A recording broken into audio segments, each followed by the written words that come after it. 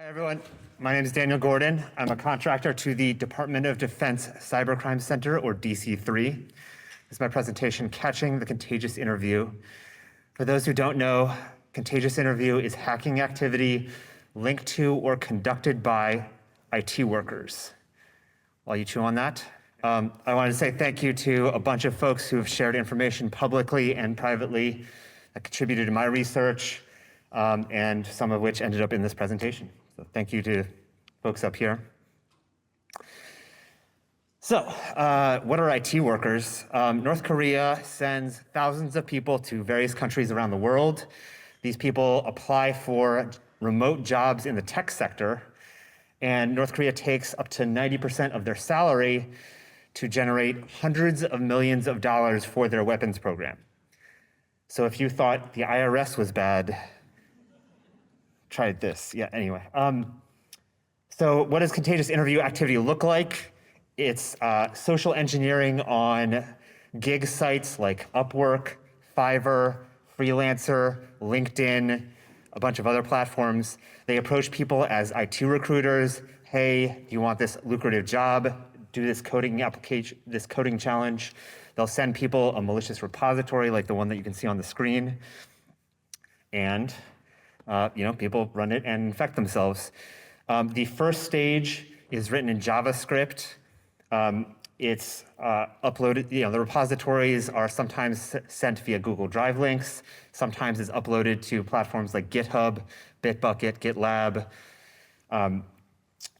It leads to the second stage.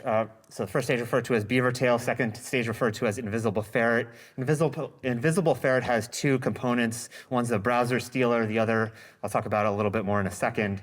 And then finally the third stage, AnyDesk, which you guys heard a bit about in the last presentation. So Invisible Ferret has, it looks for files and folders related to cryptocurrency and also related to software development. So I thought that looking for software development meant they were trying to steal code to help them get or keep their IT worker jobs. But somebody in the cryptocurrency sector pointed out that cryptocurrency developers probably leave wallet addresses, passcodes, private keys in their software. Adversary wants to steal that and use that to steal cryptocurrency. Any questions before I keep going? So a victim of this actor was kind enough to post their wallet address in a blog post. Thank you to that person. Through the wonders of cryptocurrency tracing, we're able to see this actor laundering funds through Tornado Cash, which helps support attribution to North Korea. Tornado Cash is used by lots of other threat actors, but the North Koreans love it. So we also see funds intermingled with funds stolen from a cryptocurrency project known as Mural. The Mural heist was linked to a bunch of other major heists. I say major, major by my standards anyway. So they include Serenity Shield, Cloud AI, Concentric Phi, several others. This puts the totals for money stolen by this threat actor in the millions of dollars, which is millions more than I expected them to be able to steal because their OpSec is terrible and they're not great at social engineering. But the cryptocurrency sector is like a lot of other sectors. Some organizations have more resources than others for security. So they're targeting, obviously, cryptocurrency sector. They go at a lot of their GitHub projects have blockchain themes. Some of them are focused on, tech vertical and obviously AI because everything has to have AI now. But folks will open issues against their GitHub repository saying, hey, do not execute this is malware, or hey, there's malicious code in line 123. Should probably doing something about that. And one of the things that makes me think that this is IT workers and not a real cyber threat actor is that they don't take down the repository, they don't change anything about their code, they don't do anything other than close the issue and move on with their day.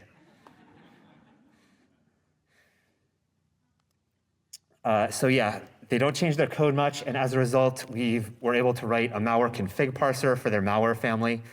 A malware config parser is an open source framework, and it allows you to run Python code against, a malware sample that you're looking at. It'll you can use that code to automatically pull out whatever you're interested in. So if you want C2 information, like these port numbers that this adversary uses all the time, or if you want an XOR key, you want subfiles, we've written malware config parsers for all these situations, and it lets you analyze malware rapidly at scale, which is really important if your actor is operating at scale, as you all are aware. This actor also has very clear preferences for their infrastructure. As you can see, they will register all their IP addresses with the same hosting provider. It's one of a number of things that makes tracking their infrastructure really easy. When it comes to attribution, these are all circumstantial attribution data points. They help paint a picture of a North Korean threat actor. These are all things that we associate with North Korean threat actors. On their own, these would not be good enough for attribution. Taken together, they do help suggest attribution to North Korea. The real attribution data point, though, is there are multiple instances where Contagious Interview GitHub repositories or accounts are connected to IT worker GitHub repositories or accounts. Unit 42 highlighted this in their blog where they named this threat actor, but we've seen it as well, and so have other people in this field. So what are the takeaways on my presentation? Contagious Interview consists of hacking activity conducted by or linked to North Korean IT workers. They use gig platforms and malicious software packages to infect their victims. Their intent is stealing cryptocurrency. Maybe they have other goals as well, but I've seen them stealing cryptocurrency. They've been active since at least December of 22, and they are active as of today, so now. This is an ongoing campaign.